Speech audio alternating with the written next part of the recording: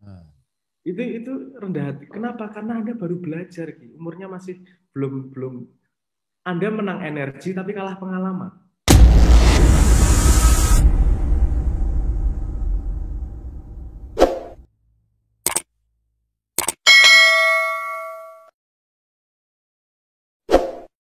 Ono sing arep tekon nih ora ayo di pertanyaane. Oke, ada pertanyaan dari Mas Fata Tegar Saputra.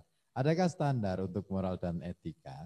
Jika ada, maka standar itu berasal dari mana? Dan apa yang terjadi jika standar antar generasi itu berbeda? Sebenarnya sudah ya kita ungkap dari awal ya bahwa banyak parameter yang kalau meminjam istilahnya Mas Abrang bahwa banyak parameter yang bisa kita gunakan untuk mengukur standar-standar itu.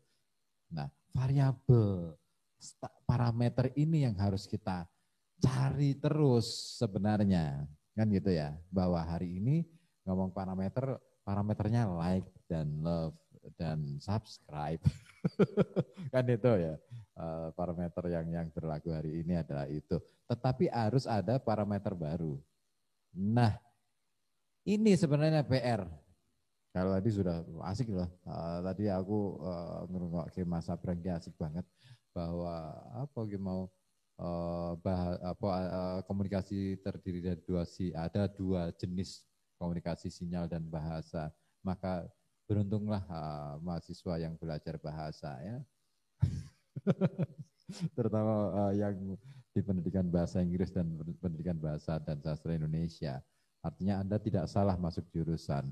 Jangan, oh iya, ini persoalan karena hampir rata-rata orang masuk jurusan bahasa karena mereka merasa apa ya, nggak yakin bahwa dia itu, nah dikotomi ilmu ini loh kadangkala yang jadi persoalan Mas Abram, bahwa anak bahasa dikatakan sebagai orang masuk bahasa ya, mahasiswa masuk ke jurusan bahasa itu karena dia merasa dirinya tidak mampu di matematika atau di MIPA.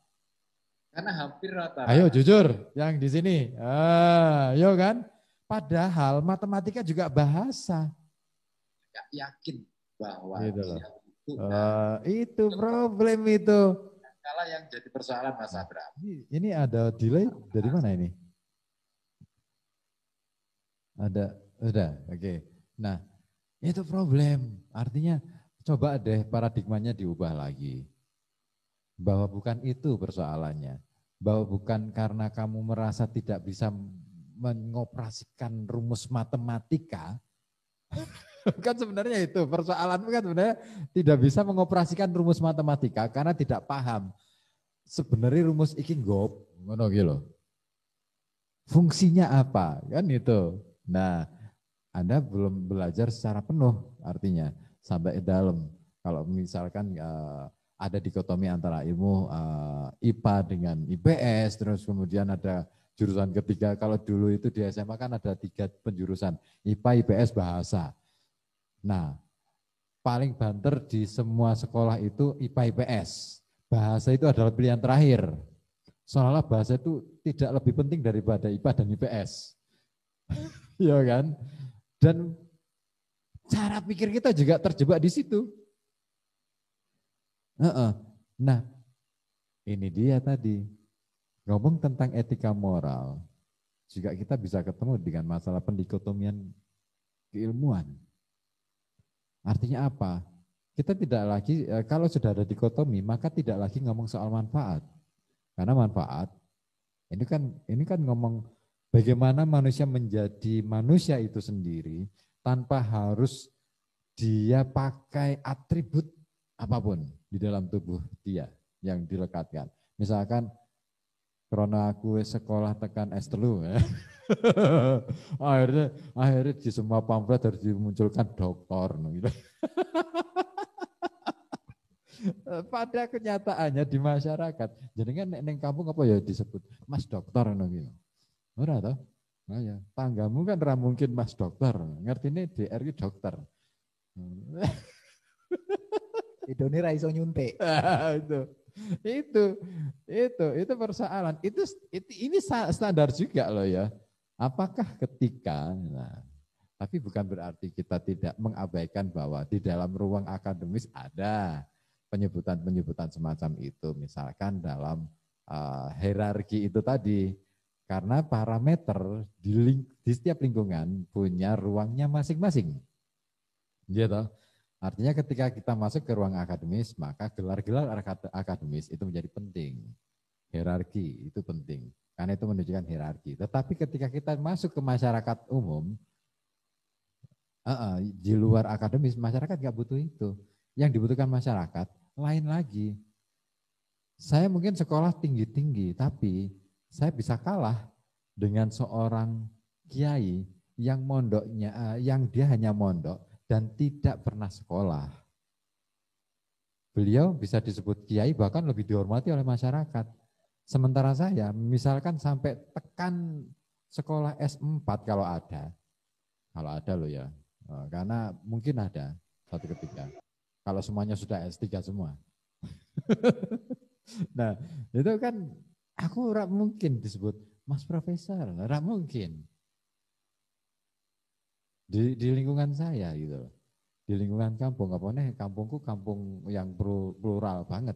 Artinya masyarakatnya masyarakat buruh, rata-rata masyarakat buruh. Karena kampung saya tinggal itu adalah kampung pinggiran. Tapi ini aku jadi narasumber ketiga nek kok kan ngomongin lagi. Nah, pertanyaan yang tadi Mas Tegar Fatah Tegar Saputra, kira-kira mau dijawab atau mau kita abaikan? Sudah dijelaskan soalnya. Pertanyaan berikutnya, mari kita menuju ke pertanyaan berikutnya. Atau Mas Abrang ada tanggapan dengan pertanyaan tadi? Karena sudah terjawab sih menurutku. Ada pertanyaan Mas Fendi? Tadi pertanyaannya apa tuh? Bagaimana etika dan moral itu ono standar apa ora? Terus standar itu diambil dari mana? Terus nek terjadi dan ketika tidak dan apa yang terjadi jika standar antar generasi itu berbeda? Ya. Gini, apa namanya? Tak respon sedikit ya, walaupun tadi sudah dijelaskan. Kebiasaan kita tuh mensimplifikasi sesuatu, terutama anak muda ya itu memang karena kasanahnya belum lebar, jadi gampang dipotret kayak gini, mau apa bener salah, boleh nggak boleh. Dunia itu tidak hitam putih, dunia abu-abu, sangat banyak spektrum di situ. Dan kalau ngomong mau standarnya moralitas di mana, di dalam moralitas itu juga banyak yang berlaku, nggak cuma satu aspek, dua aspek, ada ribuan aspek di situ. Tapi umurnya ada yang panjang dan umurnya ada yang pendek. Kalau Anda melihat perbedaan antar society misalnya, perbedaan antar generasi misalnya, itu dasar moralitas yang berlaku pendek. Tapi ada dasar moralitas yang berlaku panjang, yang itu bisa dikatakan mendekati universal. Misalnya contohnya begini, kalau ada perang, terus ada palang merah, ada apa namanya, palang merah ya, PMI, yang mediknya peperangan. Sekarang gini, kalau musuhnya ada yang terluka, dia menolong atau tidak? Kira-kira. Kalau PMI, kalau medik itu, dia tidak peduli dia teman atau musuh, pasti dia tolong. Kenapa? Posisinya kenapa itu terjadi? Apakah itu urusan moralitas, urusan apa? Karena gini, kalau perang itu kan mencari menang kalah. Siapa yang lebih menang daripada yang lain. Kalau medik, palang merah, PMI itu, yang dia bawa bukan kalah menang, yang dia bawa nilai kemanusiaan. Jadi asal manusia, dia tolong, dia nggak peduli sama menang kalah. Karena ada value, ada nilai yang lebih tinggi daripada menang kalah, yaitu nilai kemanusiaan. Nah, kalau kita tidak bisa membedakan mana value yang nilainya, yang umurnya panjang dan mana value yang umurnya pendek, kita akan kesulitan mencari parameter objektif tentang moralitas. Anda lihat, semua nilai itu sebuah kepercayaan yang berlaku panjang, yang berlaku sepanjang waktu. Nilai kemanusiaan, mau perang, mau di mana-mana, menolong orang lain itu universal. Tapi kalau urusan ngobrol di di kereta atau di bis, itu nggak universal. Itu moral yang kita adopsi pada lingkungan, tapi ada moral yang sama juga loh di Indonesia sama di di Jerman. Kalau ada orang kedusur nyongor, ya sama-sama menolong dua-duanya. Itu ada value yang lebih universal. Dan menurut saya untuk mahasiswa ada value-value universal yang perlu diadopsi juga. Nomor satu, rendah hati. Itu rendah hati. Kenapa? Karena Anda baru belajar, umurnya masih belum. Anda menang energi tapi kalah pengalaman. Sehebat-hebatnya Anda sama bapak Anda tetap kalah pengalaman. Sama orang yang lebih berumur itu kalah pengalaman. Rendah hati, karena kalau tidak rendah hati, ilmu tidak masuk. Orang yang gelasnya penuh itu nggak akan bisa kemasukan ilmu. Kalau Anda tidak tahu sesuatu, cari tahu. Bukan terus malah komplain. Bapak ngomongnya nggak jelas sih. Itu tidak akan menumbuhkan Anda. Kalau Anda menemui sesuatu yang Anda tidak paham, saya paling excited, paling senang kalau menemui sesuatu yang tidak paham. Bukan justru nunjuk, Anda kok ngomong yang saya nggak paham, bukan gitu. Loh, kok saya nggak paham yang ini? Berarti saya masih harus belajar, ada poin belajar. Jadi ada misalnya di psikologi, ada poin gini. Keadaan di mana kamu tidak nyaman, itu menunjukkan bahwa kamu punya kesempatan untuk tumbuh. Tumbuhnya kemana? Arahnya ada dua. Tumbuhnya ada ke kamu komplain terhadap masalah itu, atau kamu mengupgrade dirimu sehingga itu nggak jadi lagi masalah. Ada dua arah itu. Dan kita tidak pernah dilatih itu di sekolah. Kita dilatih untuk sukses, tapi tidak pernah dilatih untuk bertahan menghadapi kegagalan. Padahal tidak ada satupun kesuksesan yang tidak melalui kegagalan. Nah, itu maksudnya, ayo rendah hati. Itu salah satu value universal moral yang berlaku di mana aja. Kalau salah satu akar dari pandai, akar dari tahu adalah kotak tidak tahu. Akar dari tahu itu bukan percaya atau tidak percaya. Ilmu itu selesai kalau kamu percaya atau tidak percaya. Ilmu sesuatu yang baru itu kamu kalau nggak tahu, ngomongin nggak tahu, cari tahu. Karena kemudian setelah tahu, karena tidak ada sesuatu pun yang Anda ketahui yang berangkat dari percaya atau tidak percaya. Sesuatu yang Anda ketahui berangkat dari tidak tahu. Pengakuan tidak tahu itu menjadi moral penting kepada diri Anda sendiri. Jangan membayangkan moral itu kepada orang lain aja. Moral itu kepada diri sendiri juga amat sangat penting. Moralitas pada dirimu sendiri. Ini di Islam saya jarang dengar ini diajarkan. Yang diajarkan selalu ketika menjadi nabi. Sebelum menjadi nabi, sebelum 40 tahun, Kanjeng Nabi Muhammad itu sudah dikenal sebagai Al-Amin. Sudah dikenal sebagai orang yang jujur. Tidak mungkin orang jujur kepada orang lain kalau tidak jujur kepada dirimu sendiri dulu. Itu pelajaran yang sangat fundamental itu. Kalau nggak tahu ngomong nggak tahu, kalau saya bodoh ngomong saya bodoh, kalau saya jangan menyalahkan orang lain, itu moralitas tanggung jawab terhadap dirimu sendiri. Kalau kamu belum bisa itu kepada dirimu sendiri aja, jangan mengharapkan orang lain kemudian melayani semua kebutuhanmu. Bukan dunia yang menyesuaikan kepada kamu, tapi kamu yang harus bisa mengarahkan ke dunia ke sesuatu yang lebih baik. Bukan karena kepercayaan, tapi karena pengetahuan. Itu moralitas menurut saya yang relevan untuk mahasiswa adopsi. Karena ini prime time Anda untuk menumbuhkan 86 miliar koneksi di dalam otak Anda. Ini lagi prime time ini sekarang. Jangan ditanam oleh terlalu banyak dogma dan kebebalan. Mohon saya kembalikan. Oke, asik iki. Sang saya seru iki. Rendah hati. Poin itu. Ini bukan ukuran etika moral ya, tetapi lebih pada bagaimana kita bersikap. Perilaku memang mungkin bisa kita baca, tetapi sikap seseorang pasti berubah-ubah, berbeda-beda ketika menghadapi kenyataan yang berbeda-beda, bahkan menghadapi permasalahan yang sama pada ruang dan waktu yang berbeda, sikap kita bisa berubah. Nah, itu tadi, rendah hati itu adalah satu kunci sebenarnya. Kunci bagaimana kita bisa menyikapi setiap keadaan. Terus mau apa nih? Akeh banget deh, ya semua. Tapi aku senang. Diskusi pagi ini sebenarnya menarik ya.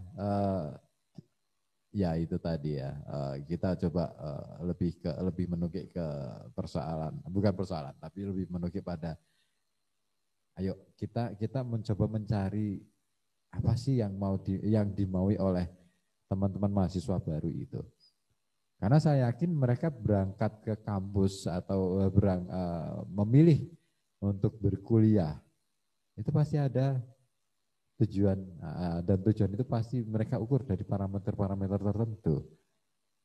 Ukuran-ukuran etika dan moral yang mereka pakai juga mungkin berbeda-beda satu sama lain. Bergantung dari lingkungan mana dia hidup. Dia dari mana. Nah, ini yang saya pikir perlu pemetaan lebih lanjut sebenarnya, baik itu yang dilakukan oleh teman-teman di mahasiswa maupun teman-teman ya kita yang ada di kampus gitu. Makanya kalau dulu ini menarik sebenarnya. Kenapa hari ini kalau dulu istilahnya ospek ya. Nah, ospek itu kalau dulu zaman saya kuliah ya kita di PM di lapangan, terus kemudian dibariskan dan macam-macam gitu kan. Kadang-kala masuk ke ruang gelap, kamar gelap. Pernah ikut ya kamar gelap. Wah, itu asik gitu. Wah, itu ajang penggemblengan yang luar biasa. Akhirnya kita bisa menjadi orang yang di era kita ya, di era kita, cara pandang kita gitu kan. Nah, kita bisa menjadi benar-benar luar biasa, mau jadi orang yang memang benar-benar berani untuk tampil di depan. Nah, itu di situ, di ruang gelap itu, di kamar gelap. Ini aku senang. Nah, oke, ke pertanyaan selanjutnya ada Mas Wendy. Saya belum respon itu tadi, Mas. Sedikit ini kayaknya ya. Relevan juga untuk mahasiswa ini. Ya, boleh. Mahasiswa tadi tentang mention tentang kenapa ada dikotomi dalam ilmu, kotak-kotak pengkotakan terhadap ilmu itu tadi. Sempat nyinggung itu kayaknya. Iya, monggo. Itu perlu juga diluruskan itu Mas Abraham. Enggak diluruskan, saya petakan saja. Ini mungkin teman-teman ya, mahasiswa belum menggali sejauh ini ya, orang pelajaran yang SMA itu soalnya. Tapi nanti akan muncul istilah-istilah yang tidak difahami, tapi kalau pengen tahu lebih jauh ya dicari. Itu pentingnya kerendahan hatian itu tadi. Karena saya pengen pakai istilah formal bukan karena pengen sombong, tapi agar bisa dicari di Google untuk menuju tempat yang tepat. Saya kenapa pakai istilah formal itu? Gini, pendidikan sekarang, ini tadi kita ngomong teknologi. Teknologi adalah sains yang diaplikasikan di bidang industri dan komersial. Jadi kalau ngomong perkembangan peradaban sekarang ini, kan kita bisa ngomong ini perkembangannya berasal dari revolusi industri Perancis. Nah, revolusi berarti sains sama revolusi industri itu bergandengan nih majunya. Jalannya bergandengan. Nah, karena itulah sehingga efek pendidikan itu memenuhi kebutuhan industri. Dan sains itu juga nempel di industri. Jadi dibutuhkan pendidikan massal. Dibutuhkan pendidikan seragam, cepat seperti pabrik yang pengen produksi massal. Nah, karena sains yang menemani, sains itu punya paradigma dasar sejak Descartes. Kalau nanti Anda cari sendiri siapa itu Descartes. Sejak Descartes itu ada nama di sains itu ada nama paradigmanya yang disebut sebagai paradigma reduksionis. Sekarang sering disebut sebagai Newtonian reduksionis. Apa itu reduksionis? Reduksionis adalah mencoba mengetahui masalah dengan cara memecahnya menjadi bagian-bagian yang kecil. Sehingga terjadi kotak-kotak. Karena dia ingin mengetahui masalah dengan memecahnya menjadi bagian-bagian yang kecil. Sehingga efeknya terjadi pengkotakan terhadap ilmu. Karena itu sangat berhasil di dunia natural science, di dunia IPA. Tapi itu tidak begitu berhasil di dunia IPS. Tapi di dunia IPA itu sangat berhasil. IPS pengen, makanya pakai parameter yang sama. Nah, itu disebut sebagai paradigma reduksionis. Itu berlaku sampai ini mendominasi cara pendidikan sampai sekarang ini. Nah, itu jadi kalau ada pengkotakan dalam kuliah, dalam pendidikan, itu adalah efek samping dari reduksionis tersebut, paradigma reduksionis. Sebutannya sekarang sederhananya sering disebut sebagai Newtonian reduksionis. Kalau Anda lihat misalnya awal abad 20 19-an ya, awal 19-an, itu natural science, IPA, itu dibagi menjadi 6 bidang ilmu aja. Sekarang IPA itu dibagi menjadi 204 bidang ilmu. Lak mate ya kayak meledak segitu banyak. Ini masing-masing punya spesialis dan segala macam. Nah, tapi jangan lupa, kalau ini salah satu yang saya presentasikan kepada profesor, yang membuat masalah sekarang ini adalah reduksionis itu tadi. Kenapa? Karena reduksionis tidak bisa memecahkan masalah sosial. Contohnya sederhananya gini lah. Kalau Anda pengen mobil terbaik, Anda kumpulkan 200 mobil. Terus ditanyain, mesin terbaik dari siapa? Mercy diambil. Sasis terbaik dari siapa? BMW diambil. Knalpot terbaik siapa? Honda misalnya diambil. Anda kumpulkan komponen terbaik, reduksionis itu tadi. Terus Anda kumpulkan terus jadiin mobil. Apakah itu jadi mobil terbaik? Malah enggak. Knalpotnya ra cocok sambungannya. Ini apa namanya? Mesinnya ra cocok, apa jenenge apa? Kabelnya, murnya dan seterusnya enggak cocok. Dan itu yang terjadi di Indonesia. Pendidikan ngambil mekanisme ini, ekonomi ngambil mekanisme ini, politik ngambil mekanisme ini, yang diambil yang dianggap terbaik, tapi nggak bekerja satu sama lain, nggak sambungan. Nah itu kemudianlah 10 tahun terakhir mulai populer. Kalau ini anak-anak muda mau segera meloncat ke depan, 10 tahun terakhir populer paradigma baru yang lahir, yang muncul, yaitu paradigma yang disebut sebagai system thinking, berasal dari kompleks teori. Jadi kalau reduksionis tadi melihat sesuatu dari mecah komponennya, kalau sistem thinking melihat sesuatu itu dari relasi antar komponennya. Jadi tidak bisa dipecah-pecah. Jadi ngelihatnya semuanya, dan ngelihat hubungannya. Karena misalnya gini, kalau kita ngomong kemiskinan, itu nggak bisa dipecahkan. Nggak bisa dikotakkan. Fakultas masalah kemiskinan, nggak bisa. Karena dia berhubungan dengan pendidikan, berhubungan dengan ekonomi, dengan keputusan politik, dengan hukum, dengan budaya lokal. Itu sambungan semua itu. Makanya lahirlah paradigma baru yang disebut sebagai paradigma system thinking. Saya kasih referensi buku. Nih ya. Bagaimana seorang generalis itu justru yang dibutuhkan di dunia sekarang, bukan orang spesialis. Ada buku yang ditulis oleh David Epstein, namanya Range, Why Generalists Triumph in Specialized World. Itu bukunya David Epstein itu. Dia bercerita bahwa betapa sekarang yang dibutuhkan bukanlah generalis, yang dibutuhkan bukanlah spesialis. Karena sesuatu yang mudah dinilai benar salahnya akan mudah digantikan komputer. Tadi kan parameter mesin tadi kan mudah ngomong benar salahnya. Ini yang ngomong benar salahnya dengan perkembangan teknologi artificial intelligence akan digantikan oleh komputer.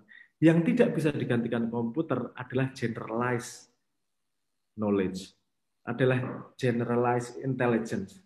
Jadi general bukan spesialis.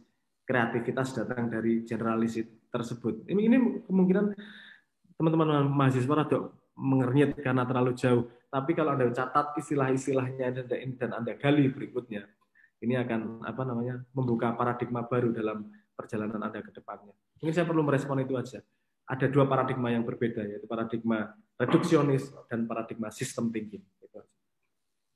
Oke.